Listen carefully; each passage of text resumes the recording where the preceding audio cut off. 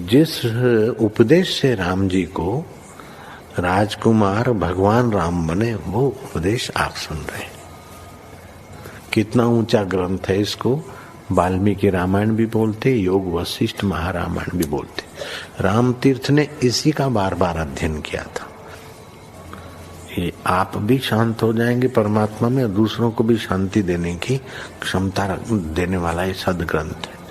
इसको वेदांत का सिद्धांत ग्रंथ बोलते हैं। दूसरे होते प्रक्रिया ग्रंथ। ये करके फिर कब वो आचार्य बनो तब समझो, ये तो थोड़ा पढ़ो और फिर वही सिद्धांत की बात। तो बार बार योग वशिष्ठ महारामायण विचारने योग। ओम श्री सद्गुरु परमात्मने नमः। राजा दशरथ ने कहा, हे भगवान, तुमने संपूर्ण शास्त्र सुनाया है, जिसको सुनकर हम पूजनीय हुए हैं। इसलिए हे देव, हम आपका पूजन किस सामग्री से करें? ऐसा कोई पदार्थ पृथ्वी, आकाश और देवताओं के लोक में भी नहीं दिखता जो तुम्हारी पूजा के योग्य है। सब पदार्थ कल्पित हैं, और जो सत्य पदार्थ से पूजा करें तो सत्य तो आपसे ही पाया है। इससे ऐसा पदार्थ कोई नहीं जो आपकी पूजा के योग्य हो। तथापि अपनी अपनी शक्ति के अनुसार हम पूजन करते हैं। आप क्रोध न करना और हंसी भी न करना। श्री वशिष्ठ जी बोले, हे राम जी, जिसके चैतन्य, आत्मा, ब्रह्म, सत्य, अमृत, ज्ञान रूप इत्यादि नाम है, ऐसा सर्वशक्तिमान, चिन्मात्र, चैत्य से रहित प्रकाश मात्र, निर्मल, सब भूतों का प्रकाशक और मन बुद्धि इंद्रियों का स्वामी मैं हूँ। जो कुछ भेद कलना है सो मन आदि की ही थी। अब इनकी कलना को त्याग कर मैं अपने प्रकाश में स्थित हूँ। शब्द, स्पर्श, रूप, गंध आदि जो सब जगत का कारण है, उन सब का चैतन्य आत्मरूप ब्रह्म, निरामय, अविनाशी, निरंतर स्वच्छ आत्मा, प्रकाश रूप, मन के उत्थान से रहित मौन रूप मैं ही हूँ। और परम अमृत, निरंतर, सब भूतों में सत्ता रूप से मैं ही स्थित हूँ।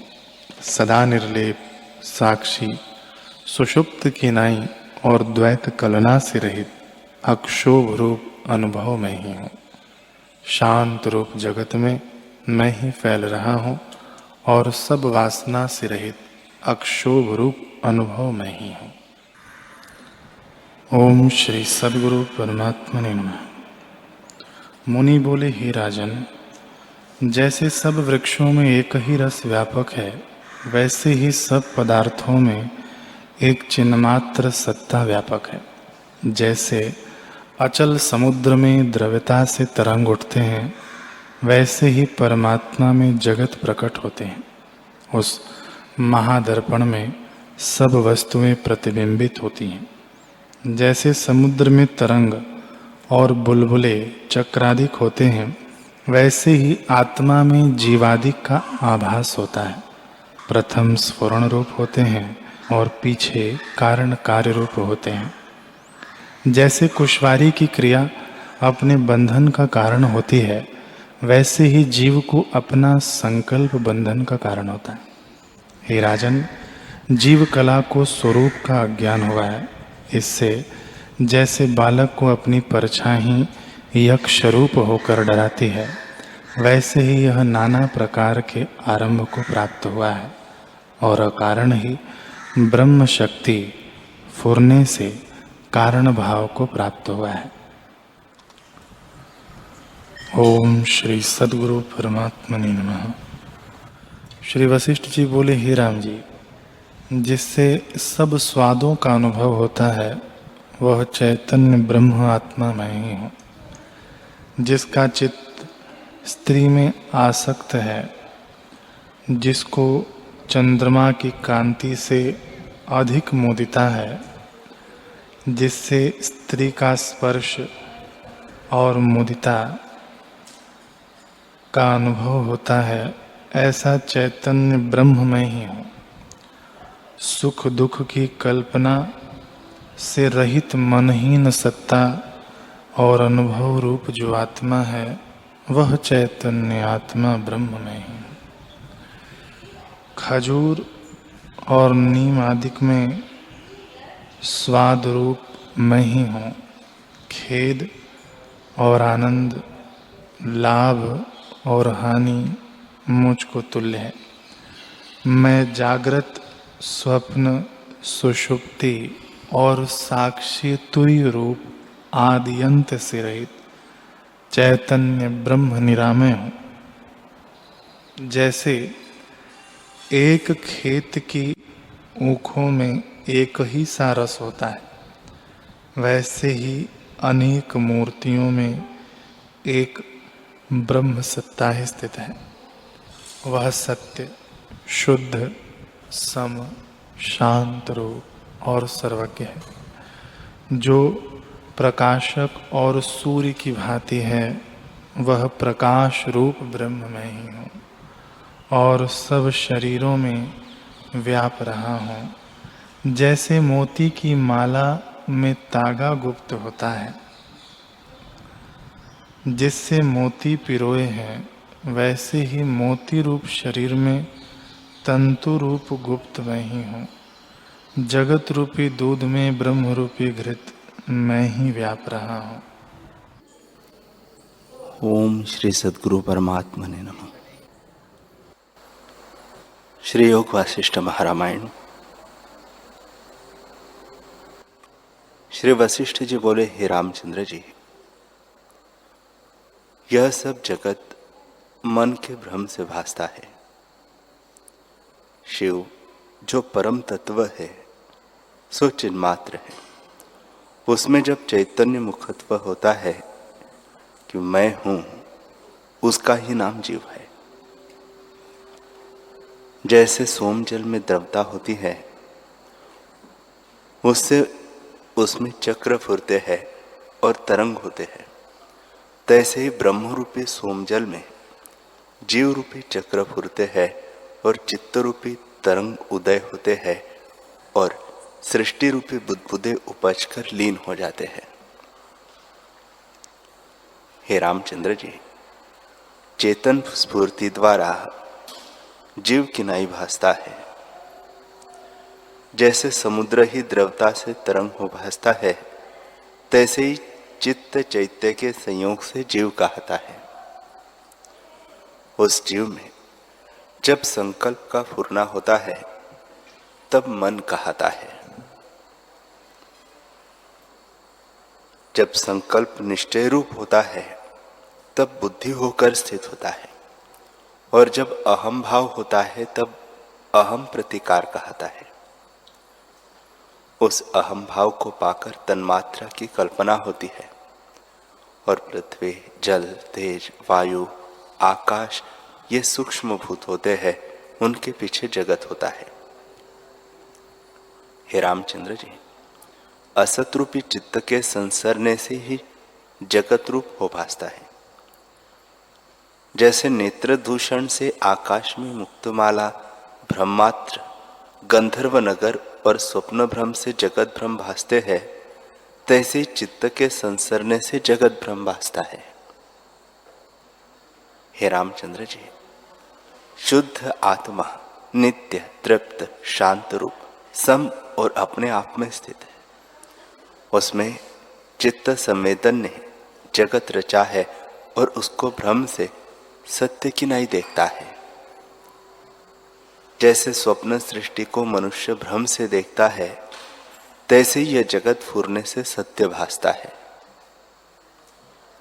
हे रामचंद्र जी, मन के संसरने का नाम जागृत है, अहंकार का नाम स्वप्न है। चित्त को जो सजातीय रूप चेतने वाला है, उसका नाम सुषुप्ति है, और चिन्मात्र का नाम तुरीय पद है। जब शुद्ध चिन्मात्र में अत्यंत परिणाम हो, तब उसका नाम तुर्यातीत पद है। उसमें स्थित हुआ फिर शोकवान कदाचित नहीं होता। उसी ब्रह्म सत्ता से सब उदय होते हैं और उसी में सब लीन होते हैं। वास्तव में न कोई उपजा है और न कोई लीन होता है। चित्त के फुरने से ही सब भ्रम भासता है। जैसे नेत्र दूषण से आकाश में मुक्तमाला भासती है, तैसे चित्त के फुरने से जगत भासता है। हे रामचंद्र जी, जैसे वृक्ष के बढ़ने को आकाश ठौर देता है कि जितनी बीज की सत्ता हो उतना ही आकाश में बढ़ता जावे, तैसे ही सबको आत्मा ठौर देता है।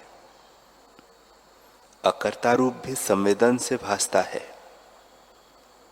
हे रामचंद्र जी, जैसे निर्मल किया हुआ लोहा आरसी की नई प्रतिबिंब ग्रहण करता है, तैसे ही आत्मा में संवेदन से जगत का प्रतिबिंब होता है। पर वास्तव में जगत भी कुछ दूसरी वस्तु नहीं है।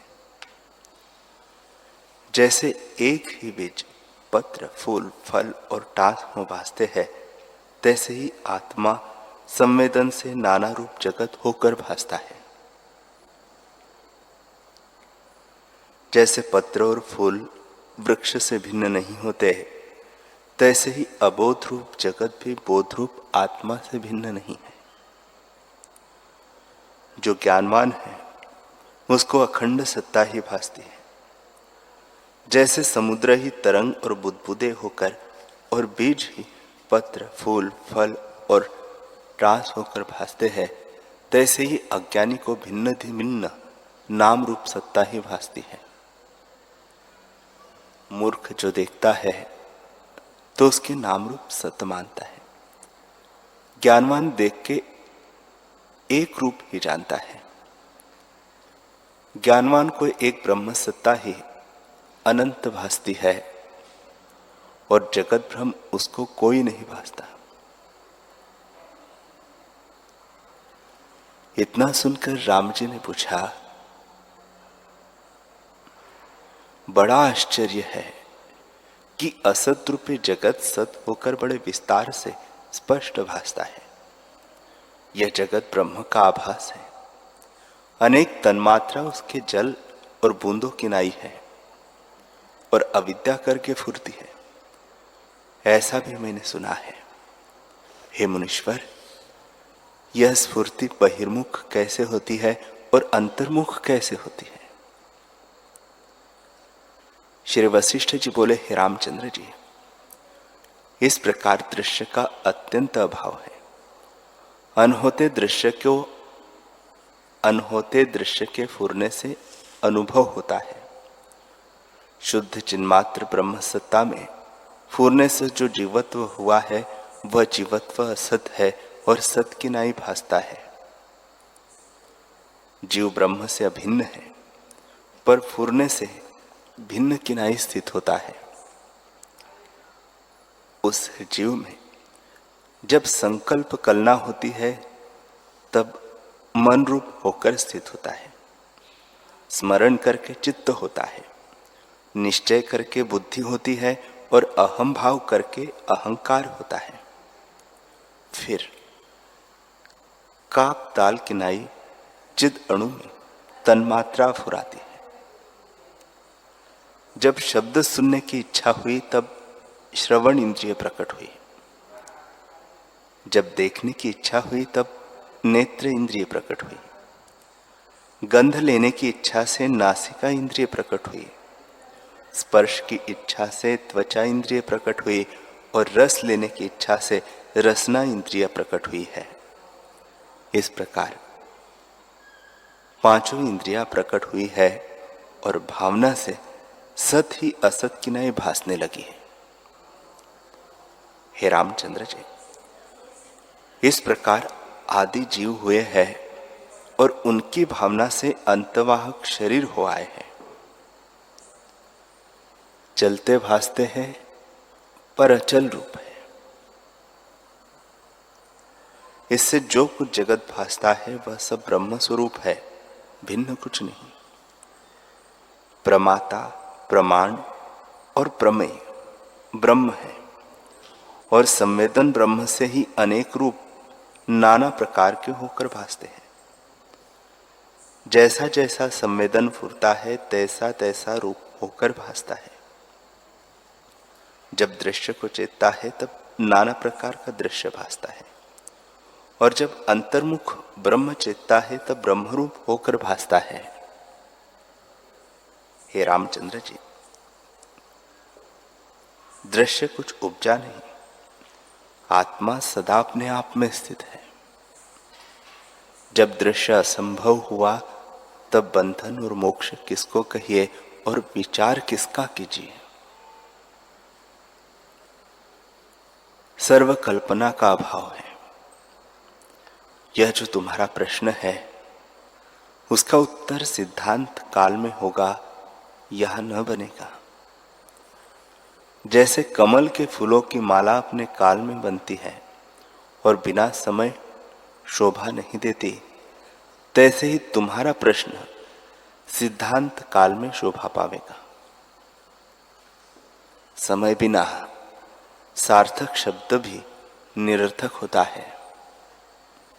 हे रामचंद्र जी, जो कुछ पदार्थ है उसका फल भी समय पाके होता है, समय बिना नहीं होता। इससे अब तुम पूर्व का प्रसंग सुनो। हे रामचंद्र जी, ब्रह्म से चैतन्य मुखत्व से आदि जीव ने आपको पिता माता जाना। जैसे स्वप्न में आपको कोई देखे तैसे ही ब्रह्मा जी ने आपको जाना। उन ब्रह्मा ने प्रथम ओम शब्द का उच्चारण किया, उस शब्द तन्मात्रा से चारों वेद देखे और उसके अनंतर मनोराज से सृष्टि रची।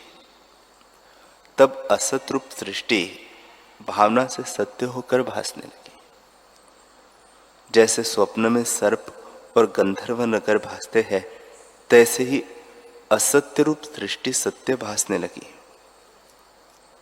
हे रामचंद्र जी, ब्रह्म सत्ता में जैसे ब्रह्मादि उपजे है, वैसे ही और जीव कीट आदि भी उत्पन्न हुए। जगत का कारण संवेदन है। संवेदन भ्रम से जीवों को जगत भासता है। उनको भौतिक शरीर में जो अहम प्रतीति हुई है, उससे अपने निश्चय के अनुसार शक्ति हुई। ब्रह्मा में ब्रह्मा की शक्ति भी उसी का निश्चय हुआ और चींटी में चींटी की शक्ति का निश्चय हुआ। हे रामचंद्र जी, जैसे जैसे वासना संवित में होती है उसके अनुसार अनुभव होता है। शुद्ध चिन्मात्र में जो चैतन्य मुखत्व हुआ उसी का नाम जीव हुआ। उसमें जो ज्ञान रूप सत्ता है सो पुरुष है और जो फुरना है सो ही कर्म है। जैसे जैसे फुरता है तैसे ही तैसे भासता है। हे रामचंद्र जी, आत्मसत्ता में जो अहम हुआ है उसी का नाम चित्त है।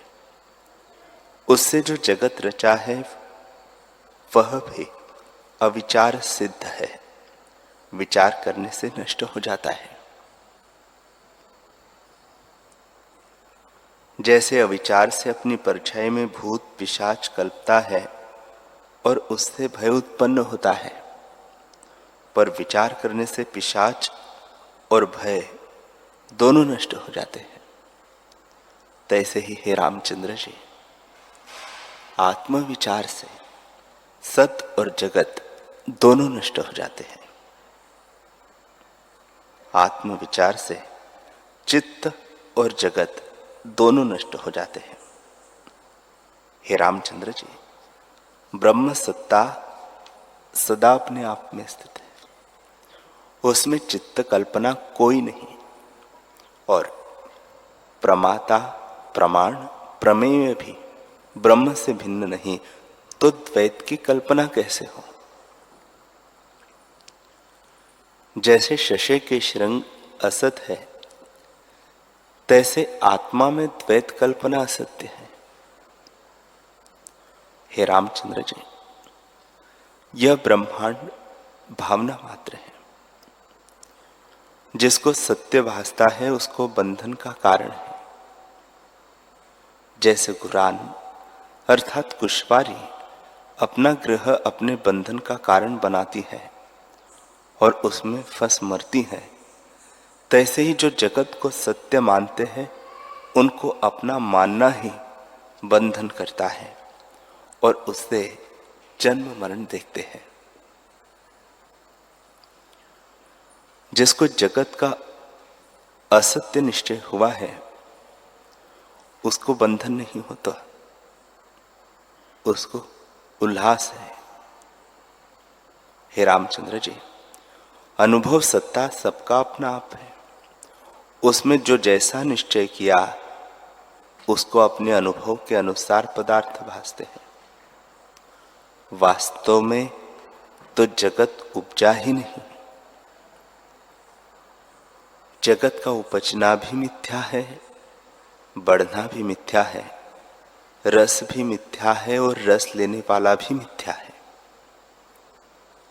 शुद्ध ब्रह्म सर्वगत नित्य और अद्वैत सत्ता अपने आप में स्थित है, परंतु अज्ञान से शुद्ध भी अशुद्ध भासता है। सर्व जगत भी परिच्छिन्न भासता है, ब्रह्म भी अब्रह्म भासता है, नित्य भी अनित्य भासता है और अद्वैत भी द्वैत सहित भासता है। हे रामचंद्र जी, अज्ञान से ऐसा भासता है जैसे जल और तरंग में मूर्ख भेद मानते हैं परंतु भेद नहीं, तैसे ब्रह्म और जगत में भेद अज्ञानी देखते हैं। जैसे सुवर्ण में भूषण और रस्सी में सर्प मूर्ख देखते हैं, तैसे ही ब्रह्म में नानात्व मूर्ख देखते हैं। ज्ञानी को सब चिदाकाश है। हे रामचंद्र जी, जब आत्मसत्ता में अनात्म रूप दृश्य की चैतन्यता होती है तब कल्पना उत्पन्न होती है और मन रूप होकर स्थित होती है। उसके अनंतर अहम भाव होता है और फिर तन्मात्रा की कल्पना होकर शब्द अर्थ की कल्पना होती है। इसी प्रकार चित्त सत्ता में जैसी जैसी चैतन्यता फुरती है तैसा ही तैसा रूप भासने लगता है। सत असत पदार्थ वासना के वश फुराते हैं। जैसे स्वप्न सृष्टि फुराती है सो अनुभव रूप होती है, वैसे ही यह जगत फुराया है सो अनुभव रूप है। इससे सृष्टि में भी चिन्मात्र है और चिन्मात्र ही में सृष्टि है। सबको सत्ता रूपी भीतर बाहर ऊर्ध्व अधः तन्मात्रा ही है। प्रमाता प्रमाण और प्रमेय सब पद चिन्मात्र ही में धारे हैं। नित्य उपशांत रूप है। समस्त जगत की सत्ता उसी से होती है, सो एक ही सम और तुर्य अतीत पद नित ही स्थित है।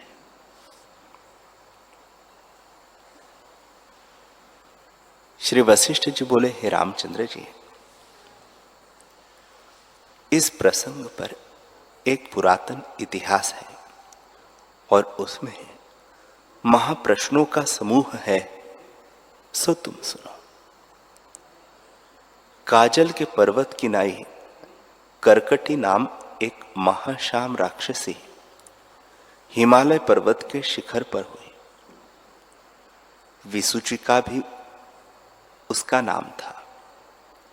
अस्थिर बिजली की नाई उसके नेत्र और अग्नि की नाई बड़ी जिह्वा चमत्कार करती थी और उसके बड़े नख और ऊंचा शरीर था।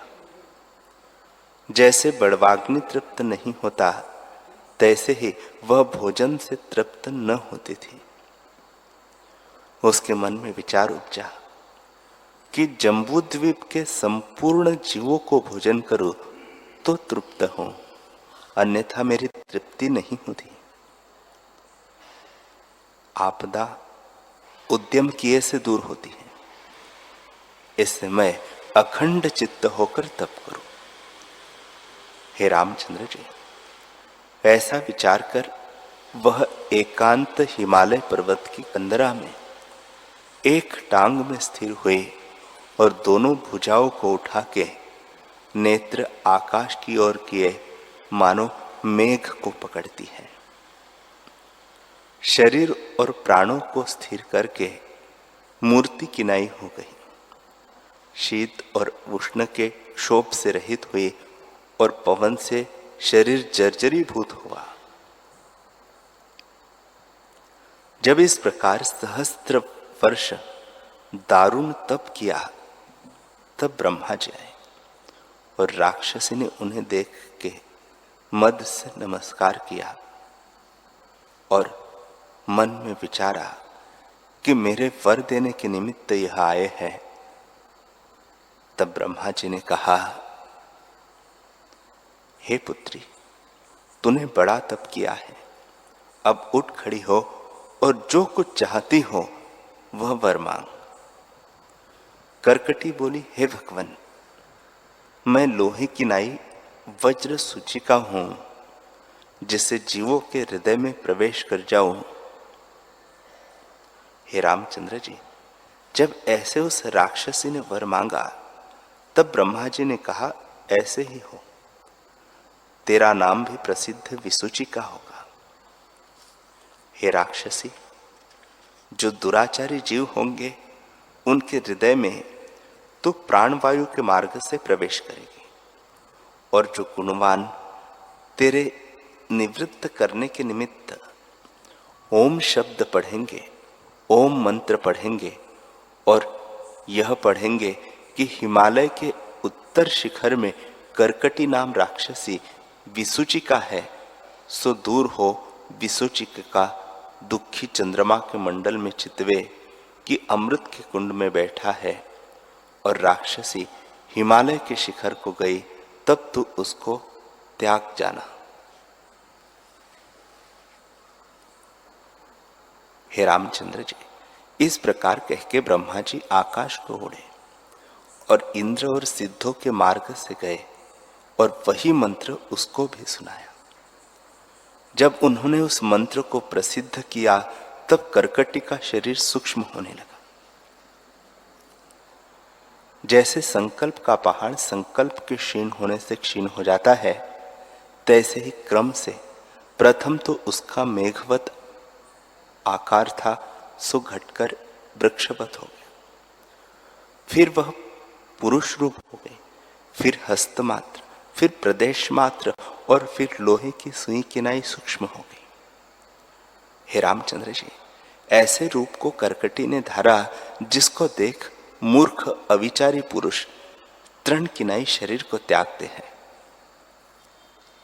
जो पुरुष परापर को विचारते हैं, सो पीछे से कष्ट नहीं पाते, और जो पूर्वापार विचार से रहित है, सो पीछे कष्ट पाते हैं और अनर्थ करके औरों को कष्ट देते हैं।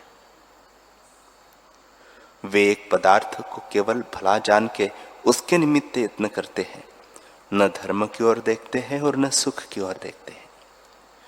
इस प्रकार मूर्ख राक्षसी ने भोजन के निमित्त बड़े गंभीर शरीर को त्याग कर तुच्छ शरीर को अंगीकार किया। उसका एक शरीर तो सूक्ष्म हुआ और दूसरा पुर्यष्टक हुआ। कहीं तो सूक्ष्म शरीर से, जिसको इंद्रिया भी ग्रहण न कर सके, प्रवेश करे, और कहीं पुर्यष्टक से जा प्रवेश करे। कहीं प्राणवायु के स्थान प्रवेश करके दुख दे और कहीं प्राणी को विपर्यय करे, तब प्राणी कष्ट पावे, और कहीं रक्त आदि रसों को पान कर एक बूंद से उदर पूर्ण हो जावे, परंतु तृष्णा निवृत्त न हो। जब शरीर से बाहर निकले तब भी कष्ट पावे, और वायु से चले उससे गड्ढे और कीचड़ में गिरे और चरणों के तले आवे। निदान कभी देशों में रहे और कभी घास और तृणों में रहे, जो नीच पापी जीव है उनको कष्ट दे, और जो गुणवान हो उनको कष्ट न दे सके। मंत्र पढ़ने से निवृत्त हो जावे। जो आप किसी छिद्र में भी गिरे हैं तो जाने कि मैं बड़े कूप में गिरी। हे रामचंद्र जी, मूर्खता से उसने इतने कष्ट पाए। इतना कहकर वाल्मीकि जी बोले हैं कि इस प्रकार जब वशिष्ठ जी ने कहा, तब सूर्य अस्त होकर सायंकाल का समय हुआ। तब सब सभा परस्पर नमस्कार करके स्नान को गई और विचार संयुक्त रात्रि व्यतीत करके सूर्य की किरणें निकलते ही फिर आकर उपस्थित हुई।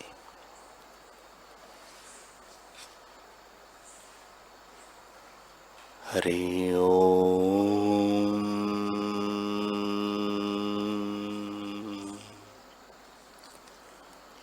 हरि ओम।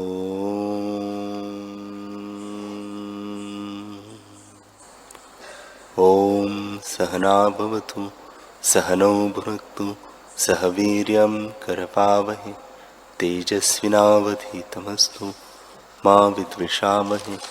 ओम शांति शांति शांति। श्री सद्गुरुदेव भगवान की जय।